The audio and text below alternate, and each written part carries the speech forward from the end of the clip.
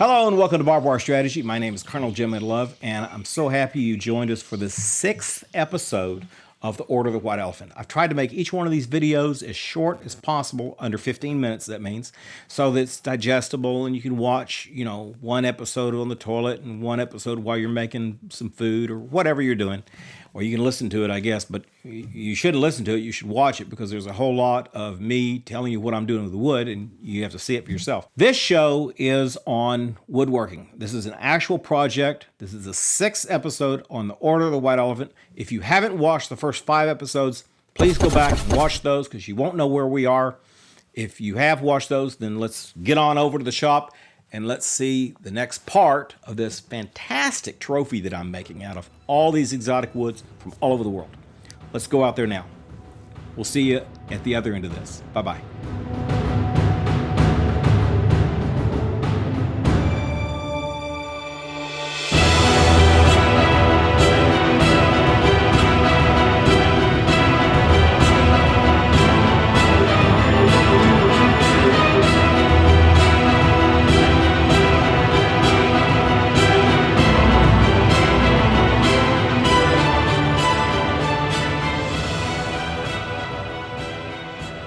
Now, as you can see here in the time lapse, I showed you me putting the glue in.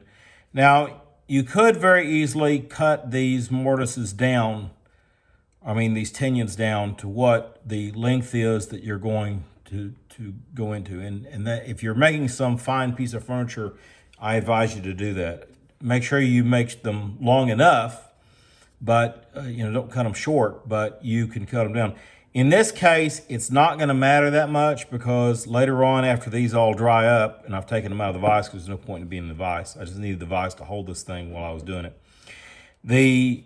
And I'll wipe some of this glue off. Not that it matters. Actually, I won't wipe the glue off. It doesn't really matter. I'll just get it off my table.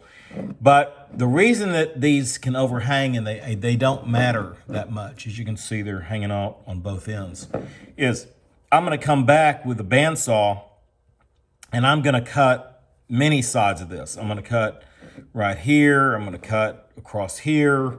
And then we're going to do maybe no, I probably won't do any sanding. I may do some sanding on the edge just to flatten it out. And even if I didn't cut these with a bandsaw, I will because they'll just be that much more of a pain in the butt when I put them on the lathe. And of course, there's always a chance for them splitting out too when on the lathe if I leave them hanging out. So I'll cut them off at the nub. And then we'll put them on the lathe and they're going to come out to be really cool. Now, also I wanted to mention that I'm going to come back and I'm going to put a dowel in here and here and here. So I'm either going to put a dowel or a tenyon. I haven't decided yet. This is going to sit for a night or 2 or 3. Who knows?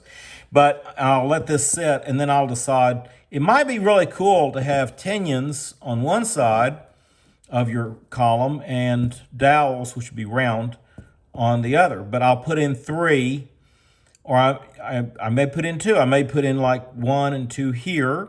Actually, I'd like to put 1 here, 1 here, 1 here. And the reason I'm doing that is not simply for decoration. And these actually don't need to go, well, yeah, I'll go all the way through. But the reason I'm putting those in is for the security of these 2 outside boards. Because remember, the only thing holding these on right here is the glue itself, which should be enough. But I am I over-engineer these structures to where I don't want them coming apart in 1,000 years. Anyway, we're going to let this sit. We're going to come back to it later on. Okay, so we've covered all the tenyons. I'm going to put those other 3 in, like I said. But the next thing you're going to see is I'm going to go in and I'm going to lathe the little man that we put together with the multiple woods, multiple exotic woods. We're going to lathe them into a little man. Let me show you that.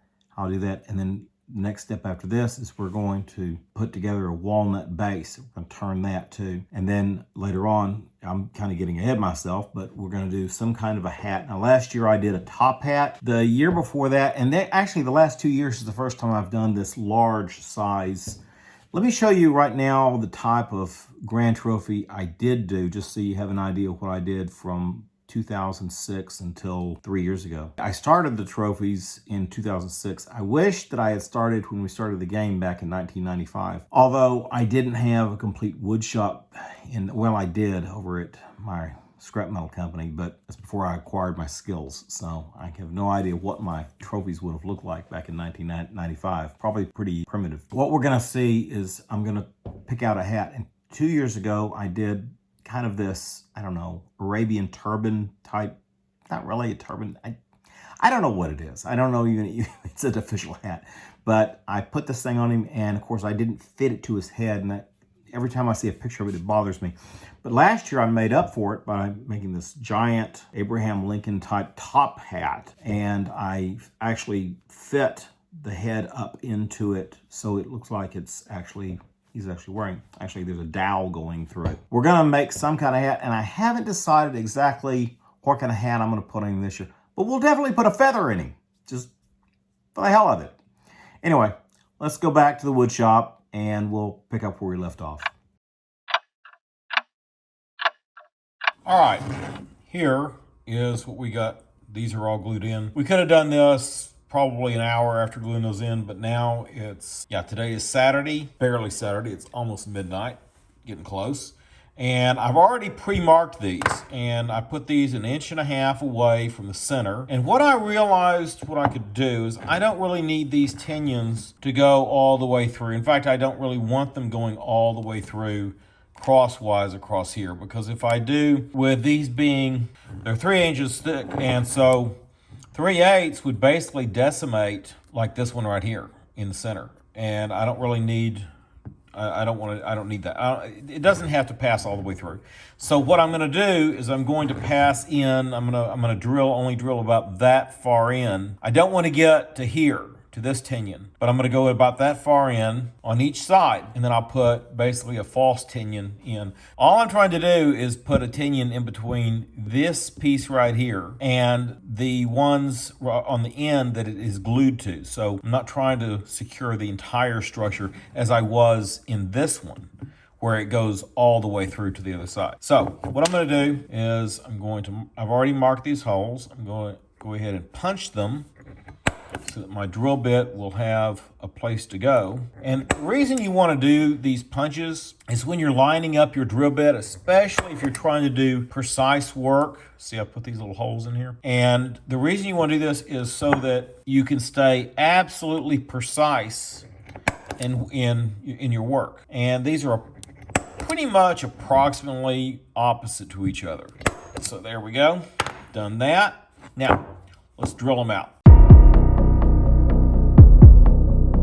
Okay, real quick, I just want to make a note. I went ahead and sliced off those tinions that were hanging out just a second ago, because I realized I'm not going to be able to get it over here in the mortiser and line it up against this wall and squeeze it in. Anyway, I went ahead and cut those off. There's nothing to see there. I simply put them in the bandsaw and cut them off, and we get this nice flat result and the way tinions are supposed to look.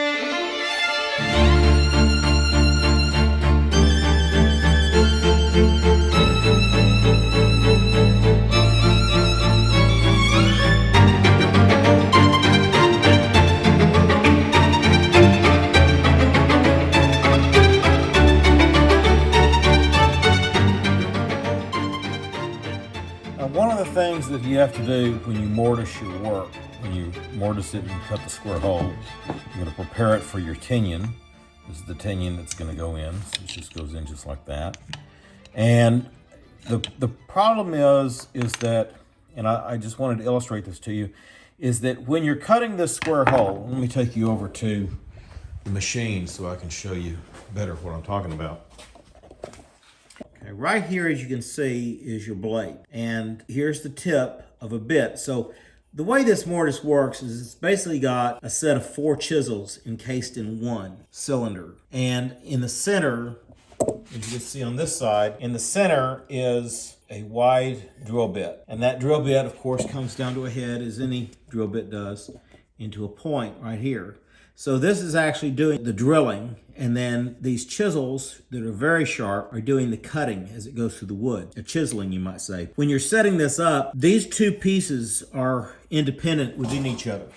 The drill bit is independent of the shaft. And so what you do, the shaft that has the chisels at the end. And so what you do is you want to lower the bit. See, I can raise and lower the bit. Now I'm talking about the inside here. And you want to lower it to about a nickel, the size of a nickel, but right there about a nickel size, so that allows your bit to drill a hole before your chisels get to it. Otherwise, if you had the bit up in the shaft, then you'd let your chisel do all the work, and that's not going to do anything but put 4 holes in it. You need that drill going through the center. And then, so coming back to this, what happens is, in every project you do, you can see kind of that round part where the drill bit went in. So in every project, the drill bit always goes in a little bit further than the chisels make it through. So you've got this little residue on the side. So you've got a square hole, and then it drops down, and then maybe for 1/16 of an inch, it ends up being a round hole. And so if you want your pinions to go all the way down, if you want them to sink all the way to the bottom, like you want, and then, so what you're going to have to do is you take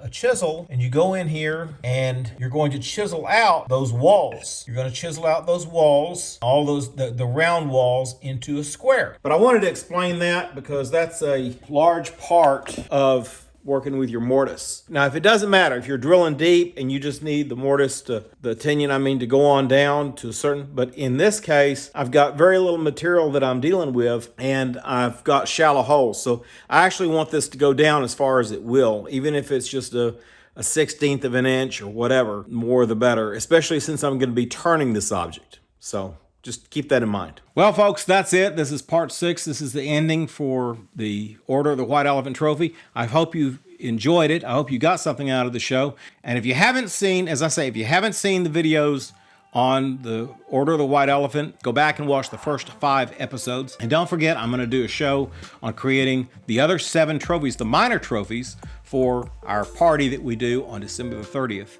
Very special. This is our 27th year, so we're looking forward to it. And hopefully we'll find out who wins the grand trophy. So until next time, this is Colonel Jim Ed Love for Barbed Wire Strategy. Good night.